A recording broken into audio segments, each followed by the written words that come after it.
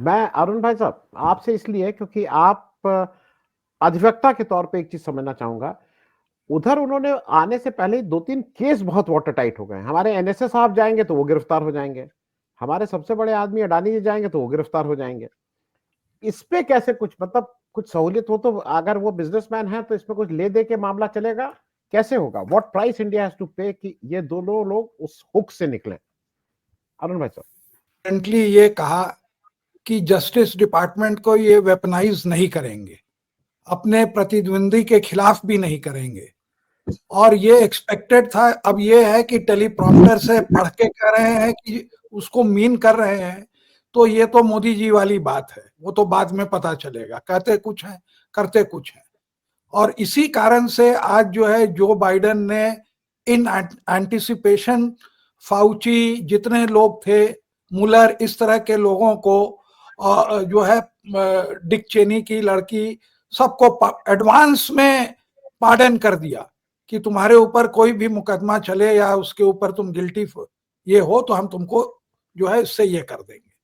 तो अगर उनका कहना है तो ऐसे भी फिर कुछ नहीं होना है, जो law will take its own course जैसे हम यहाँ कहते हैं, लेकिन वहां पर law actually takes its own course.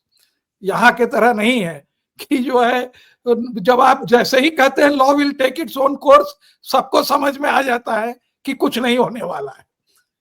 अब आइए कि अंबानी जी को क्या मिला। देखिए, वो इमरजेंसी फिल्म यहाँ पर तो भले फ्लॉप हो गई, लेकिन अगर आपने ठीक से सुना होगा तो ट्रंप ने दो तरह की इमरजेंसी लगाई है। एक, उन्होंने सदर्न बॉर्डर पर इमरजेंसी लगाई है, he has used the word emergency. तो उसके अंदर में उनको बॉर्डर में आने का बहुत ज्यादा पावर मिलता है, जो कि वो एक्सरसाइज कर रहे हैं। दूसरी उन्होंने जो इमरजेंसी लगाई है वो एनर्जी इमरजेंसी लगाई है।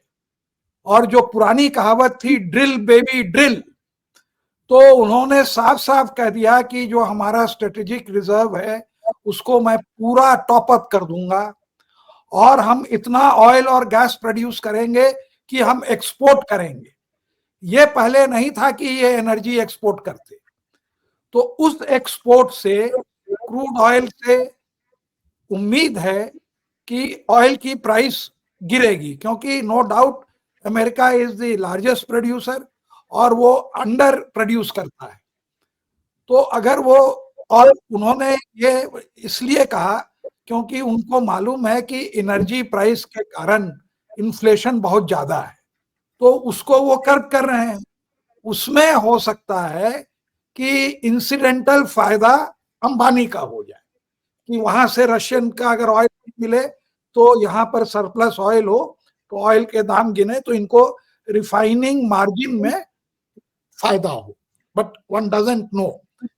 तो ये दो पॉलिसियां जो इमरजेंसी की हैं, और उन्होंने ये भी कहा कि एक सिग्निफिकेंट बात कही, जो कि उन्होंने जो है साउथ अमेरिकन मैक्सिकन पॉपुलेशन को वहां पर थैंक किया, और भी माइग्रेंट ब्लैक पॉपुलेशन को थैंक किया, जिनका वोट जो है इनको जिताने में काफी वो था।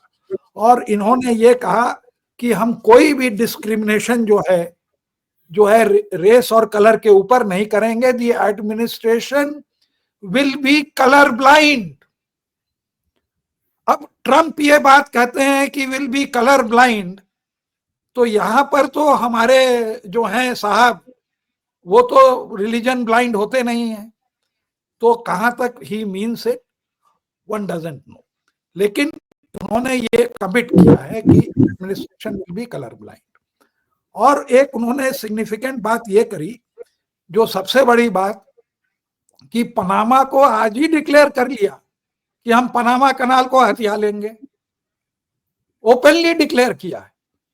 तो ये जो है एक इनॉग्रल स्पीच में कि एक कंट्री को ठोक दो, जो है तुमने मेरा जो है फायदा उठाया और मुफ्त में ले गए कनाल, और हमारी शिप को जो तंग कर रहे हो, तो जो है जो हमने तुमको बना के गिफ्ट दिया, मैं उसको वापस लेता हूं। And this is expansion of the American state and reclaiming what has, अब उनको भी तो मुफ्त में अलास्का मिला था, तो अब रशिया थोड़े कह सकता है कि हमने गलती करी आपको अलास्का बेच के। तो बहुत सारी सिग्निफिकेंट उन्होंने बातें कही। एक उन्होंने जो है एक और बहुत बड़ी बात उन्होंने कही कि उनके सपोर्टर हैं इलॉन मस्क, लेकिन जो इलेक्ट्रिक कार पर सब्सिडी थी वो कहे कि क्योंकि उनको गैसोलीन और आईसी इंजन कार को सपोर्ट करना था, तो उसका उन्होंने जो कहा कि वो नहीं, अब जो है डिस्क्रिमिनेशन नहीं होगा in favour of electric cars.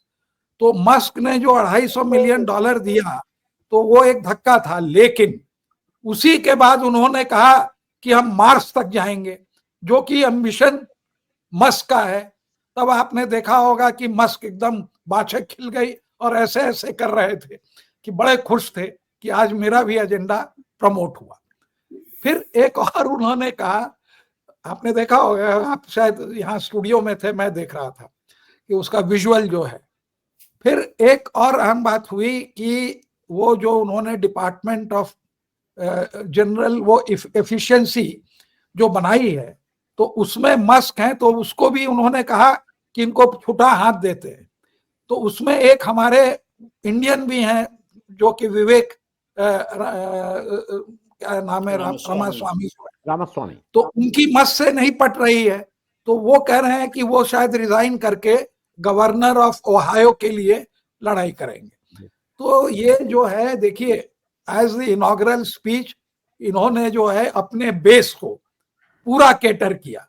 एक चीज खाली नहीं बोली कि वो जनवरी 6 के जो लोग थे उसको ये पार्डन करेंगे, शायद उसकी जरूरत भी नहीं थी कि इनॉग्रल स्पीच में जो है ये बात कहें। और इस तरह से उन्होंने सारे लोगों को कुछ ना कुछ कह के अपने बेस को खुश किया, और कुछ हद तक कुछ जगह वो स्टेट्समैन की तरह भी दिखे। One has to give him credit. अगर वो मीन करते हैं कि administration will be colour blind, देखिए ब्रेकिंग न्यूज आ रही है बड़ी इंटरेस्टिंग, क्योंकि आप अभी बात ही कर रहे थे डिपार्टमेंट ऑफ एफिशिएंसी की। खबर आ रही है कि a legal action concerning the Department of Government Efficiency led by Tesla CEO Elon Musk is set to be initiated in federal court immediately following US President-elect Donald Trump's swearing-in ceremony. अभी तुरंत उनके खिलाफ action लिया जा रहा है, वो federal court ने लिया है इलॉन मस्क के खिलाफ। और ये बोल रहे हैं, the Washington Post has reported this citing a 30-पेज कंप्लेंट, 30 पेजेस की एक कंप्लेंट है जो फाइल की गई है। And according to reports, a lawsuit is poised to be filed by the National Security Counselors, a public interest law firm. जी अरुण जी। नहीं, वो था जैसे ही स्वेरिंग इन होगी ये डालेंगे। जी अरुण भाई, ये होता है। अरुण भाई एक बार कंक्लूड करिएगा तो मैं और लोगों से छोटे-छोटे रिएक्शन लेकर। नहीं, मैं कर दिया, हो गया, कंक्लूड कर दिया। बस खाली यही कि वहां की इमरजेंसी लग गई और यहाँ की इमरजेंसी फ्लॉप हो गई।